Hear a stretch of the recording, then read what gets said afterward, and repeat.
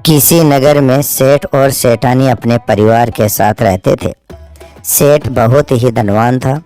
उसके घर में किसी भी चीज़ की कोई कमी नहीं थी।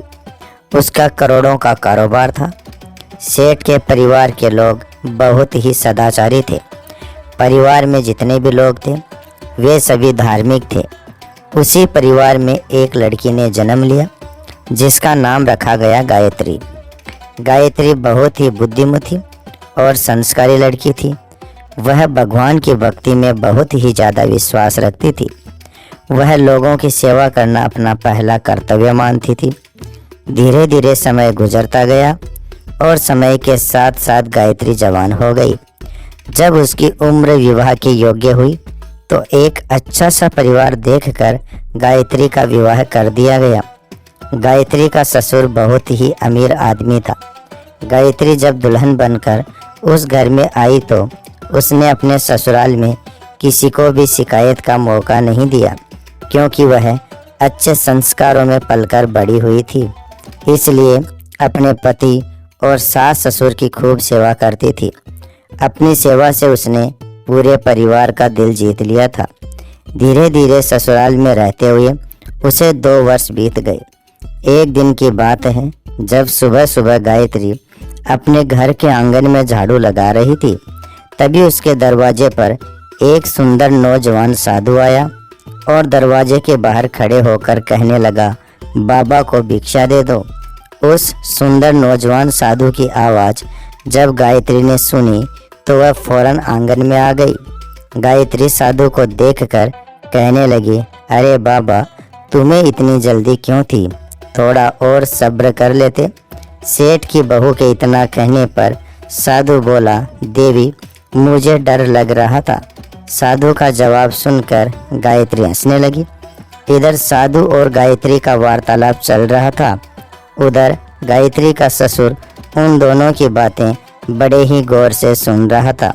जब सेठ ने अपनी बहू के मुंह से यह बातें सुनी जो उसने साधु से कही थी, आखिर इतनी जल्दी क्यों थी, यह सुनकर गायत्री के ससुर के कान खड़े हो गए, क्योंकि गायत्री अभी नई नवेली दुल्हन थी और वो साधु भी अभी जवान और सुंदर था। नौजवान साधु और अपनी बहू की बातें सुनकर सेठ सोचने लगा, लगता है मेरी बहू और इस साधु का कोई चक्कर चल रहा है। मेरी बहू का चाल चलन ठीक मालूम नहीं पड़ता, इसीलिए तो साधु ने कहा कि मुझे डर लग रहा था। अब तो सेठ उनकी बातें बड़े ही ध्यान से सुनने लगा। उसने देखा कि उसकी बहू गायत्री और साधु हंस हंस कर बातें कर रहे थे। सेठ सोचने लगा कि हो ना हो मेरी बहू का इस साधु के साथ कोई ना कोई चक्कर तो ज़रूर है। मैं आगे सुनता हूँ कि यह लोग क्या क्या बातें करते हैं। अब सेठ अपनी चारपाई से उठकर कान लगाकर उनकी बातें सुनने लगा। इधर साधु ने सेठ की बहू से पूछा, देवी, तुम्हारी उम्र कितनी है? साधु की बात का उत्तर देते हुए गायत्री कहने लगी, महाराज, अभी मेरी उम्र ही क्या है, मैं तो अभी सिर्फ 11 वर्ष की हूँ। गायत्री का ससुर अपने कमरे में खड़ा हुआ उन दोनों की बातों को ध्यान से सुन रहा था। जब उसने सुना कि गायत्री कह रही है कि उसकी उम्र अभी तो सिर्फ 11 वर्ष की है, तो इन शब्दों को सुनने के बाद सेठ के दिमाग को झटका सा लगा। आखिर मेरी बहू ये सब क्या कह रही है? उसको इस साधु से इतना बड़ा झूठ बोलने की क्या ज़रूरत है? इसने अपनी उम्र इतनी कम क्यों बताई? उधर साधु ने उस बात को दोहराया, अच्छा, तुम्हारी उम्र सिर्फ 11 वर्ष की है? गायत्री हंसकर कहने लगी, जी हाँ महाराज, अभी तो मेरी आयु सिर्फ 11 वर्ष की है। साधु पूछने लगा, तो देवी, तुम्हारी सासू माँ की उम्र क्या है? साधु के पूछने पर गायत्री कहने लगी, महाराज, उनकी उम्र तो मात्र 9 वर्ष की है। जब सेठ ने यह सुना कि मेरी बहू मेरी पत्नी की उम्र सिर्फ 9 वर्ष बता रही है तो सेठ का दिमाग चकरा गया। सेठ सोचने लगा कि कहीं मेरी पुत्रवधू पागल तो नहीं हो गई। वह अपनी उम्र सिर्फ 11 वर्ष बता रही है और मेरी पत्नी की उम्र 9 वर्ष बता रही है। आखिर मेरी पुत्र वधू को हो क्या गया है? यह कैसी बातें कर रही है? देखता हूँ कि आगे इनमें और क्या क्या बातें होती है। यह बात तो पक्की है कि मेरी बहू मेरे बेटे की आंखों में धूल झोंक रही है। यह तो इस साधु से प्रेम कर बेटी, नहीं तो अपनी उम्र इतनी कम बताने का क्या मतलब था। दूसरा विचार सेठ के मन में यह आया कि अभी अपनी बहू से जाकर सब कुछ पूछूं, लेकिन सोचने लगा कि अभी इतनी जल्दी बीच में बोलना ठीक नहीं रहेगा। पहले मैं इनकी पूरी बातें सुनता हूँ। आखिर यह दोनों आगे और क्या क्या बातें करते हैं। जब यह साधु यहाँ से चला जाएगा तब मैं अपनी बहू से उसकी मनसा पूछूंगा और फिर इसकी शिकायत मैं अपने बेटे से भी करूंगा। सेठ अपनी बहू और साधु की बातें फिर से सुनने लगा।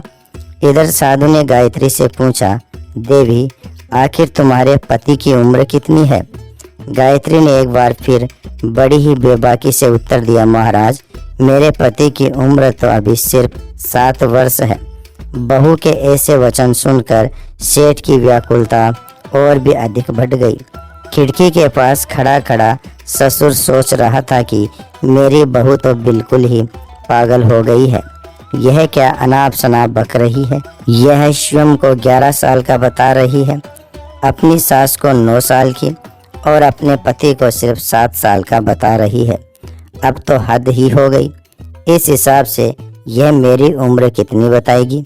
चलो देखता हूँ आगे यह क्या क्या बातें करते हैं। पहले मैं इन दोनों की पूरी बातें सुन लेता हूँ कि यह मेरे बारे में क्या बोलेगी। साधु ने एक बार फिर से कहा, अच्छा आपने अपनी और अपनी सास व अपने पति की आयु तो मुझे बता दी, अब तुम यह भी बताओ कि तुम्हारे ससुर की उम्र कितनी है। साधु के ऐसा पूछने पर गायत्री कहने लगी, महाराज अपने ससुर की उम्र में क्या बताऊं, मेरे ससुर का तो अभी जन्म भी नहीं हुआ है। बहू के इस जवाब ने सेठ को आपे से बाहर कर दिया। वह पागल सा हो गया, उसका दिमाग चकराने लगा। अब तो उसे कुछ भी समझ में नहीं आ रहा था कि आखिर यह सब चल क्या रहा है। मेरे बेटे के साथ इसका विवाह हुआ है और यह कह रही है कि मेरे ससुर का तो अभी जन्म ही नहीं हुआ। आखिर मेरी बहू मेरे बारे में यह सब क्या कह रही है। अब तो मुझे ऐसा लगता है कि या तो मैं पागल हो गया हूँ या फिर मेरी बहू पागल हो गई है। सेठ की बहू उस साधु को भिक्षा देने के बाद अपने घर के अंदर चली आई। इधर मन ही मन जलता हुआ सेठ अपने कमरे से बाहर निकल आया और फिर उसके मन में आया कि अभी अपनी बहू से यह बात पूछूं कि वह उस नौजवान साधु के साथ हंस हंस कर क्या उल्टी सीधी बातें कर रही थी। फिर उसके मन में दूसरा विचार आया कि नहीं, मेरी बहू तो चरित्रहीन है, मैं उससे क्या पूछूं। मैंने तो खुद अपने कानों से सब कुछ सुना है और अपनी आंखों से देख लिया है। जरूर उस साधु के साथ मेरी बहू का कोई अवैध संबंध है। मेरी बहू होते हुए इसने हमारे खानदान की नाक कटवा दी। अब मैं इसे अपने घर में नहीं रखूँगा। मैं यह बात पंचायत के सामने लेकर जाऊँगा। पंचायत में सभी के सामने मैं अपनी पुत्र वधू से सवाल करूँगा। मुझे तो अब इसे पुत्र वधू कहते हुए भी बहुत घिन आ रही है। सेठ ने तुरंत गायत्री के माँ बाप के घर में खबर पहुंचा दी कि तुरंत सीधे यहाँ पर चले आए। ऐसा विचार करके सेठ अपने घर से निकलकर बाहर चला गया। घर से निकलने के बाद वह सीधे पंचों के पास गया। पंचों की टोली ने जब सेठ को आता हुआ देखा तो सरपंच पूछने लगा, आज आपके इधर आने का क्या कारण है सेठ जी? आप तो बहुत ही परेशान दिखाई दे रहे हैं, क्या कोई बात हो गई? सेठ दुखी होकर कहने लगा, पंच परमेश्वर, आज मैं किसी को मुंह दिखाने के लायक नहीं रहा। मेरी पुत्र वधू तो बहुत ही चरित्रहीन निकली। इसके साथ साथ वह इतनी बड़ी झूठी और मक्कार है कि मैं आपको बता नहीं सकता।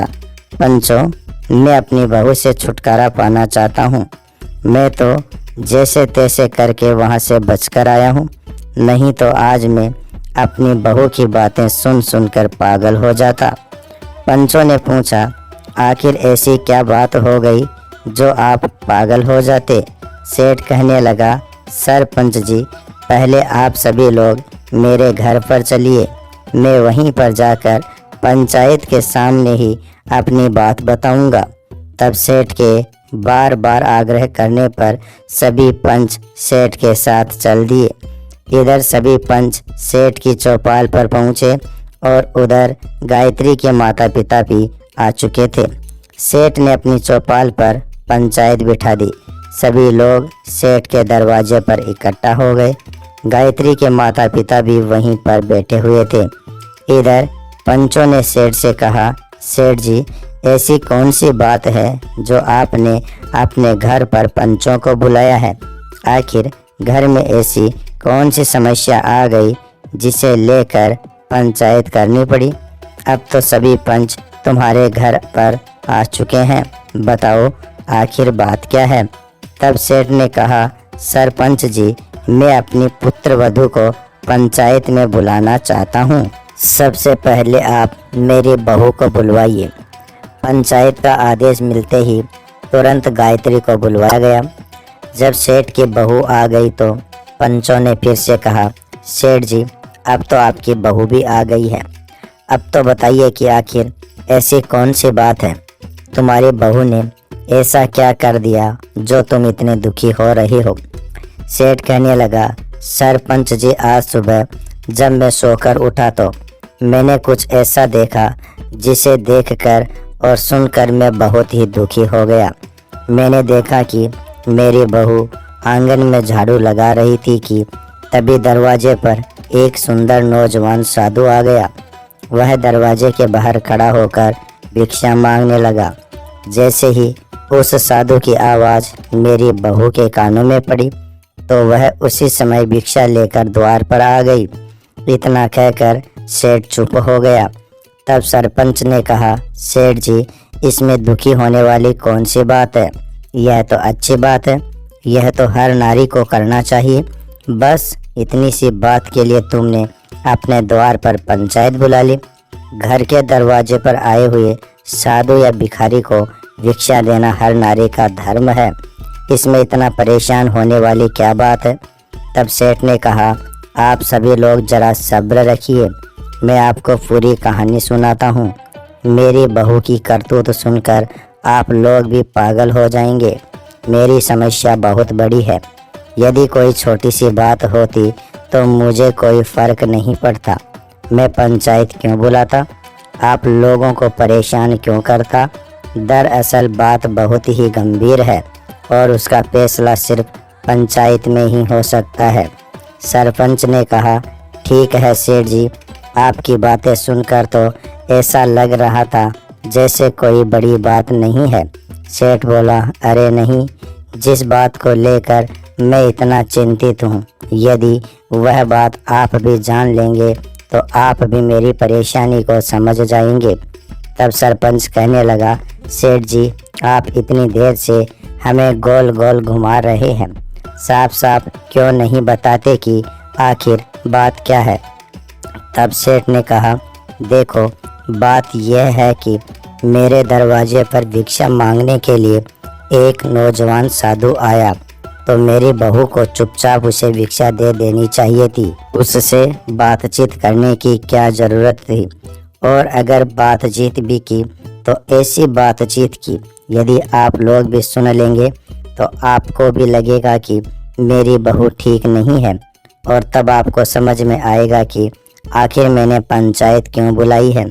अब आप लोग यह बात मेरी बहू के मुंह से ही सुनिए कि मेरी बहू और नौजवान साधु के बीच आखिर क्या बातचीत हुई थी। सेठ की बात सुनकर उसकी बहू कहने लगी, पिताजी, बताने के लिए तो मैं भी बता सकती हूँ कि मेरे और उस साधु के बीच में क्या बातचीत हुई थी, लेकिन पिताजी, घर में पंचायत तो आपने बुलाई है, इसीलिए पहला अधिकार आपका बनता है कि आप बताएं, उसके बाद मैं आपके एक एक सवाल का जवाब दूंगी।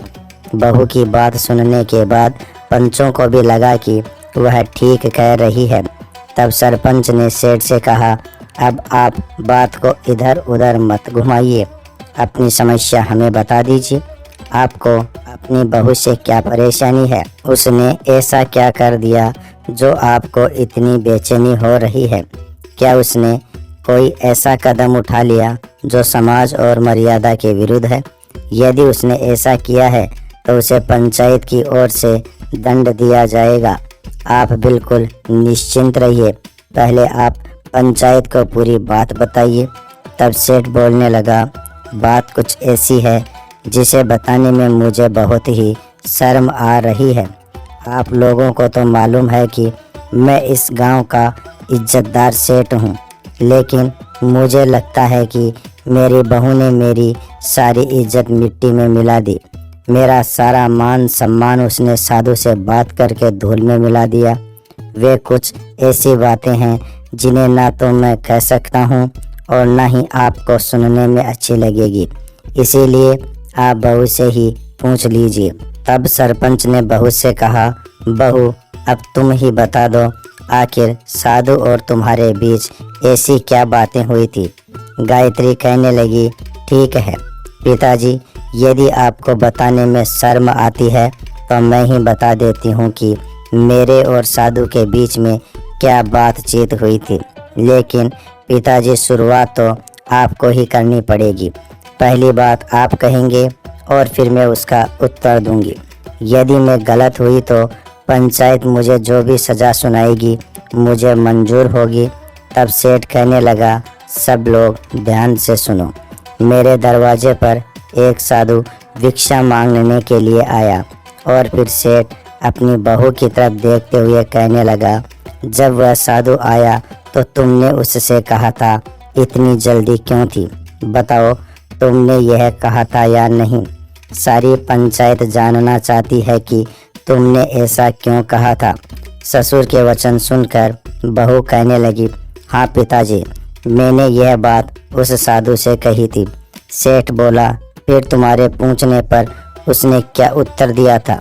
गायत्री ने कहा, पिताजी, उस साधु ने मुझे कहा था कि मुझे बहुत डर लग रहा था। सेठ कहने लगा, तो बहू अब तुम ही पूरी पंचायत के सामने यह बात बताओ कि इन सब बातों का क्या मतलब था। ऐसी बात सुनकर भला किसका दिमाग नहीं घूमेगा। मैं तो तभी समझ गया था कि तुम चरित्रहीन हो, इसीलिए अब मैं तुम्हें अपने घर में नहीं रखूँगा। बहू ने जवाब दिया, पिताजी, अगर मेरी बात गलत निकली तो मैं सबके सामने कहती हूँ कि मैं खुद ही आपका घर छोड़कर चली जाऊँगी। पहले आप मेरी पूरी बात को सुन ले। मैंने उस नौजवान साधु से इसलिए यह बात कही थी कि उसने छोटी सी उम्र में ही संन्यास धारण कर लिया। जो उम्र खेलने कूदने की होती है, उस उम्र में वह वैराग्य धारण करके साधु बन गया। वही बात मैंने उससे पूछी थी कि तुम्हारी तो अभी बहुत उम्र पड़ी है। लोग जब बूढ़े हो जाते हैं तब भगवान का भजन करते हैं, लेकिन तुम तो अभी से भगवान धारण करके घूम रहे हो। इसलिए मैंने उससे कहा था कि इतनी भी क्या जल्दी थी जो तुम साधु बन गए, अभी तो तुम्हारी बहुत लंबी उम्र पड़ी है। मेरी बात का जवाब उसने यह कहकर दिया था कि मुझे डर लग रहा था। साधु की इस बात का मतलब ये था कि मौत का कोई भरोसा नहीं है कि वह कब आ जाए। लोग बुढ़ापे में भजन करने लगते हैं, लेकिन यहाँ तो एक पल का भी पता नहीं कि मौत कब आकर दबा ले। मरने से पहले मनुष्य को अपने कल्याण के लिए जितना हो सके भगवान का भजन और सत्कर्म करना चाहिए।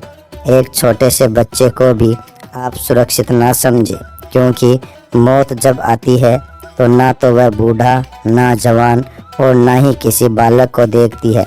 वह तो बस उस व्यक्ति को उठाकर ले जाती है, चाहे वह कोई बालक हो या जवान। इसीलिए भगवान का भजन और सत्कर्म बचपन से ही शुरू कर देना चाहिए। बुढ़ापा आखिर किसने देखा है, क्या पता बुढ़ापे तक हम पहुंच पाए या नहीं।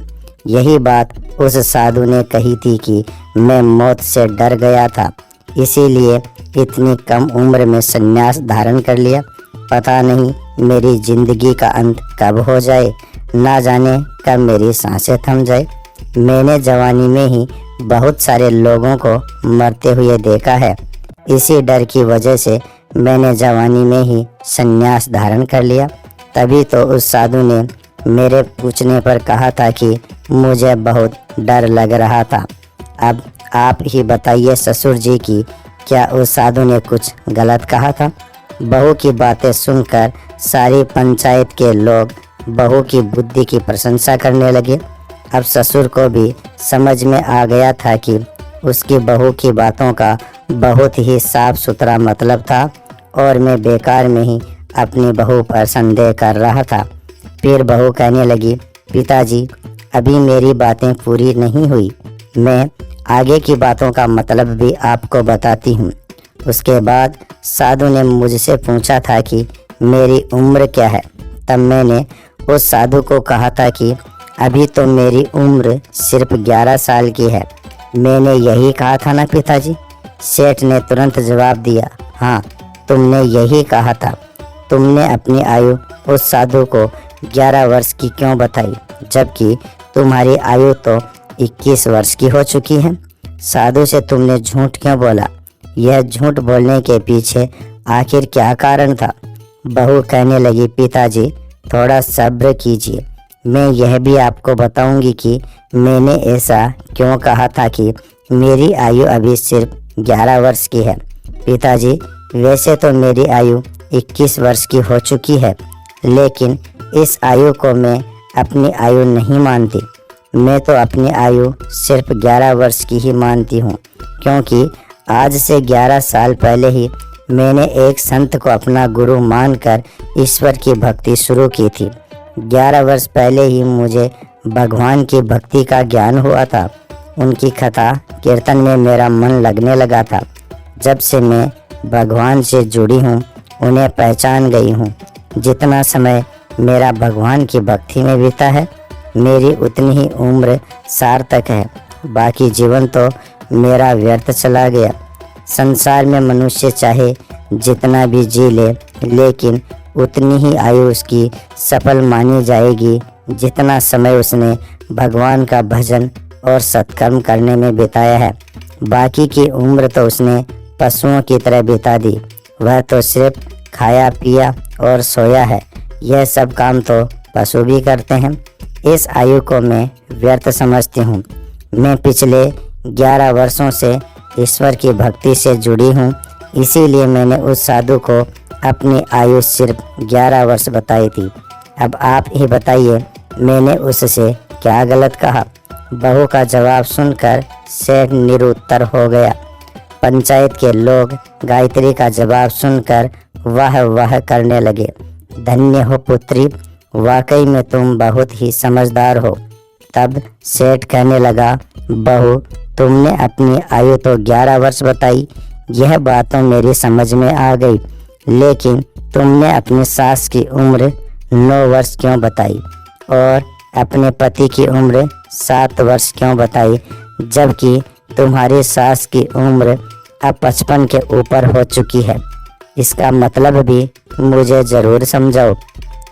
तब गायत्री कहने लगी, पिताजी आप मेरी बात को बहुत ही ध्यान से सुनिए कि साधु के पूछने पर मैंने ऐसा क्यों बोला था। पिताजी जब मैं अपने मायके से ससुराल आई थी, तब ना तो आपके घर में कोई पूजा पाठ होता था और न ही कोई कथा सत्संग, लेकिन मेरे कहने पर सासू माँ ने सत्संग में जाना शुरू किया। भगवान के भजन सुनने लगी और ईश्वर की भक्ति में लग गई और उन्हें भजन करते, सत्संग सुनते हुए, भगवान की पूजा करते हुए अभी 9 साल का समय हो गया है। इसीलिए साधु के पूछने पर मैंने उन्हें बता दिया था कि मेरी सासू माँ की उम्र अभी 9 वर्ष की हुई है। अब आप ही बताइए पिताजी मैंने क्या गलत कहा था? बहू की बात सुनकर सेठ कहने लगा, अच्छा तो यह बात थी, मैं तो तुम्हें पागल समझ रहा था। गायत्री ने कहा, पिताजी इसी हिसाब से मैंने अपने पति की आयु 7 वर्ष बताई थी, क्योंकि पिताजी 7 वर्ष पहले सासू माँ की तबीयत बहुत खराब हो गई थी और उनसे चला भी नहीं जा रहा था। तब मेरे पति मुझे और मेरी सासू माँ को मंदिर तक ले जाया करते थे। इसी बहाने मेरे पति को भी भगवान के दर्शन हो जाते थे। धीरे धीरे उनकी रुचि भी भगवान की भक्ति में लगने लगी। इसीलिए ऐसा समझ लो कि मेरे पति का भी जन्म उसी दिन हुआ था। इसीलिए मैंने साधु के पूछने पर अपने पति की उम्र 7 वर्ष बताई थी। और पिताजी, अंत में आपकी बात, मैंने आपके बारे में यह कहा था कि अभी मेरे ससुर का जन्म नहीं हुआ, क्योंकि पिताजी, जिस दिन से मैं ससुराल में आई हूँ तब से मैं देख रही हूँ, ना तो आप कभी मंदिर में गए, ना कभी आप पूजा पाठ करते हैं, ना कभी आपने किसी साधु का आदर सत्कार किया। यहाँ तक कि आपने कभी अपने हाथों से कोई दान भी नहीं दिया, कोई पुण्य का कार्य नहीं किया। आप तो धर्म कर्म के काम से बिल्कुल दूर ही रहे। इसीलिए मैंने आपके बारे में बोला था कि अभी तो आपका जन्म ही नहीं हुआ। आपने अपनी ज़िंदगी में कभी 1 रुपये का दान भी नहीं किया। तब सेठ कहने लगा, देखो, मैं पूरा दिन दुकान पर बैठा रहता हूँ, व्यापार में लगा रहता हूँ, मुझे पूजा पाठ करने का समय ही नहीं मिल पाता। मैं तो तुम लोगों के भविष्य के लिए चिंता करता रहता हूँ और तुम लोगों के लिए धन इकट्ठा करता रहता हूँ। बहू ने उत्तर दिया, पिताजी, आपने कभी अपनी ज़िंदगी में 1 रुपये का दान भी नहीं दिया।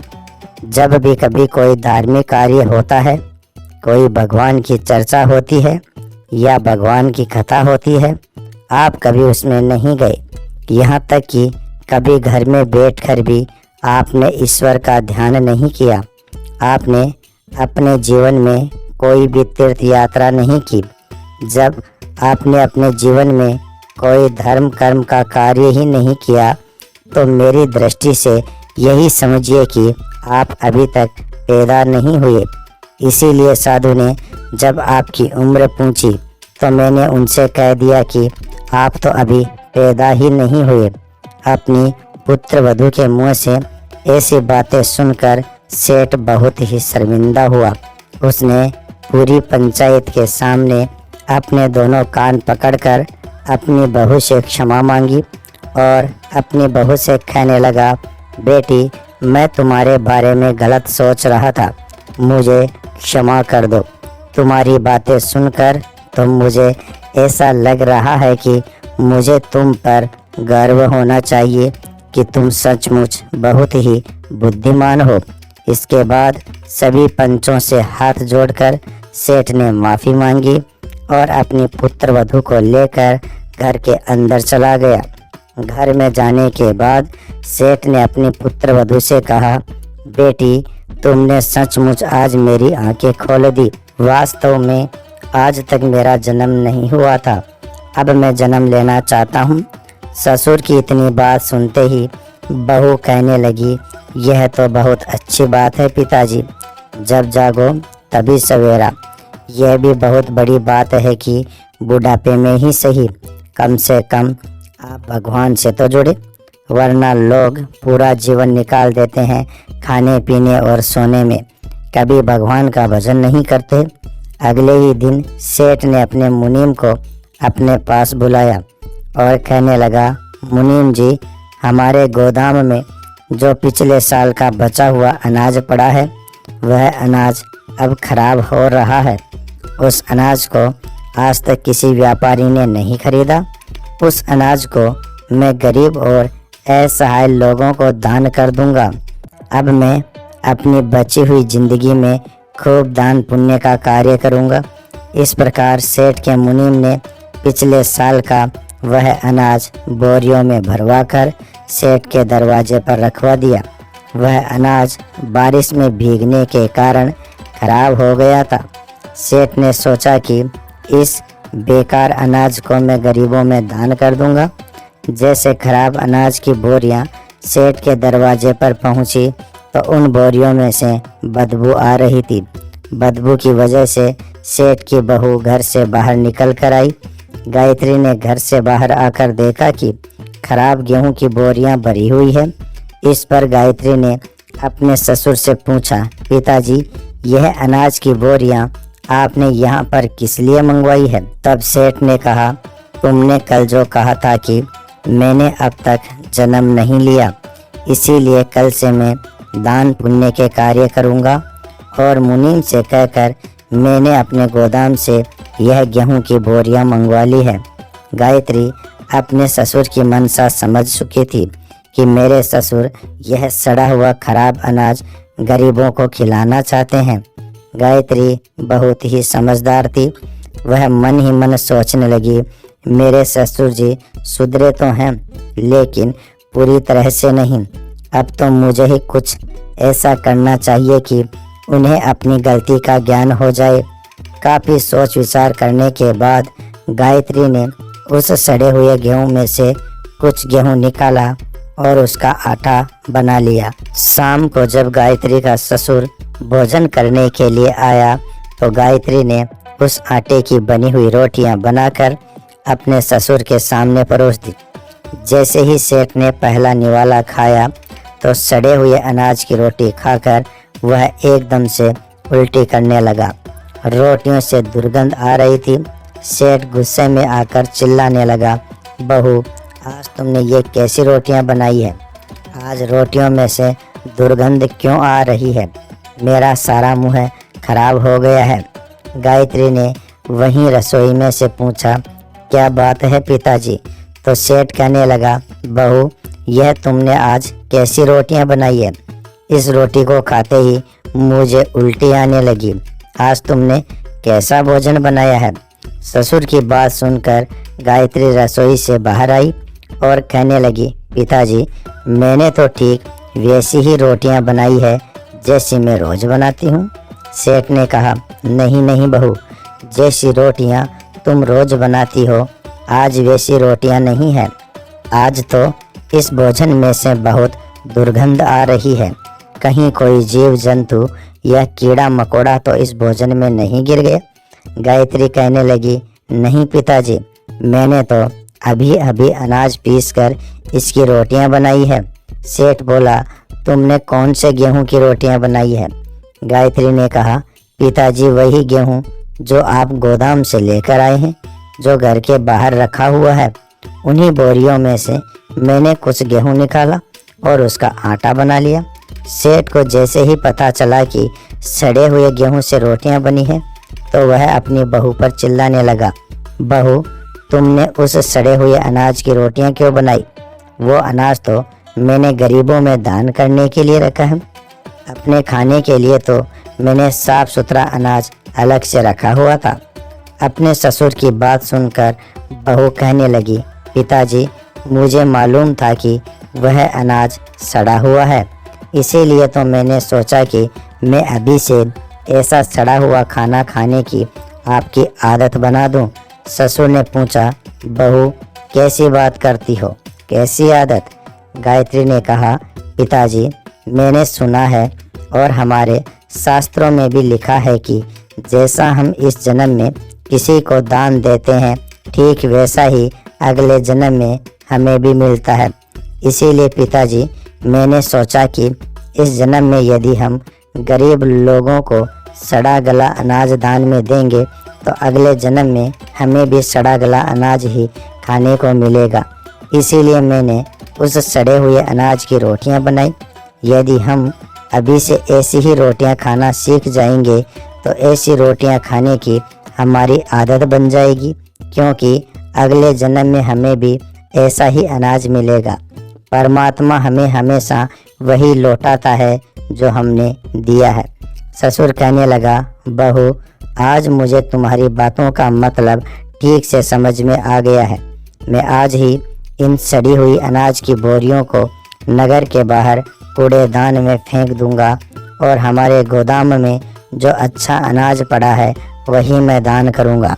उसी समय सेठ ने अपने मुनीम को बुलाया और उससे कहने लगा, इस सड़े हुए अनाज की बोरियों को तुम नगर से बाहर फेंक दो और हमारे गोदाम में जो साफ सुथरा और अच्छा अनाज रखा है वो बोरियों में भरकर मेरे घर के बाहर रखवा दो।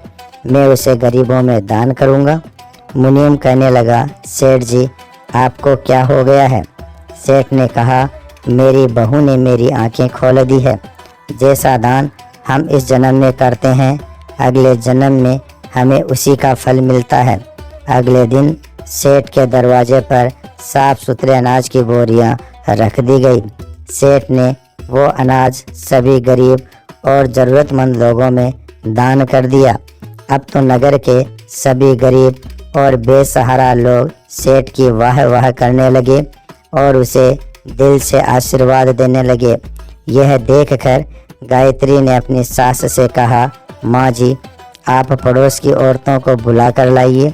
सास ने पूछा, बहू आखिर ऐसी क्या बात है जो मैं पड़ोस की औरतों को बुला कर लाऊं? तुम उनका क्या करोगी? तब गायत्री समझाते हुए कहने लगी, माता जी आप पहले उन्हें बुला कर लाइए तभी मैं आपको बताऊंगी। बहू की बात मानकर सास पड़ोस की औरतों को बुलाने चली गई। जब पड़ोस की सभी औरतें आ गई तो गायत्री आंगन में बैठकर ढोल बजाने लगी। तब पड़ोस की औरतों ने पूछा कि बहू आखिर क्या बात है?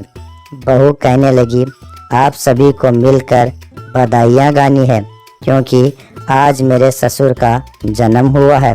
इधर घर के बाहर सेठ गरीबों में अनाज बांटकर दान पुण्य कर रहा था और उधर घर के अंदर औरतें ससुर के पैदा होने के गीत गा रही थी क्योंकि आज गायत्री का ससुर भगवान के बताए हुए मार्ग पर चलने लगा था।